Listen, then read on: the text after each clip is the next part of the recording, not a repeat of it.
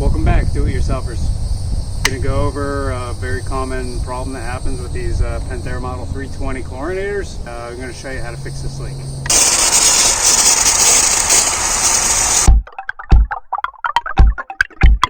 Basically, from the factory, these things come with a hose that's exactly long enough to fit any type of move. These things move when you go to take the lid off. Sometimes you can come over and you can kick it, you can knock them. After time, they get just depleted with the chemicals, they just get worn out. So just going to go over real quick how to fix it. There's two basically they work like friction nuts here. You unscrew them.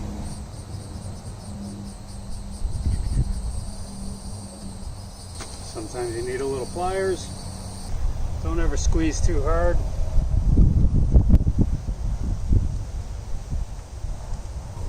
Once you loosen the nuts all the way, just pull the tube off. You're going to need these nuts. You're going to want to use that spring again. That helps add strength to it. And you'll see what happened to this one. It broke right there.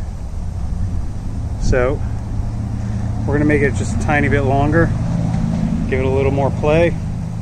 You can see there was a split there also. So one way or another, this thing was getting ready to go. Make sure when you go to the parts store,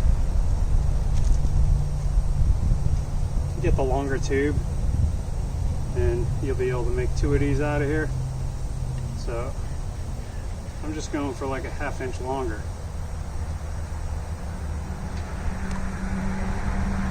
Right there, pull out my knife, cut it. Spring on, put the nuts on,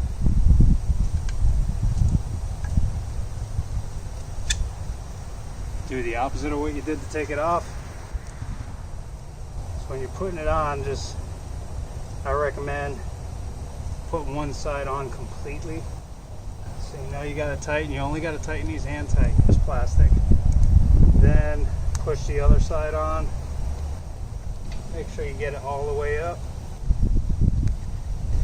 Slide that spring back up over it where the most tension is. These tubes have a tendency to want to collapse on themselves. That spring helps them kind of stay around. That's it. Put your leftover tube back in your bag if you want. Fire up the pump and check for a leak.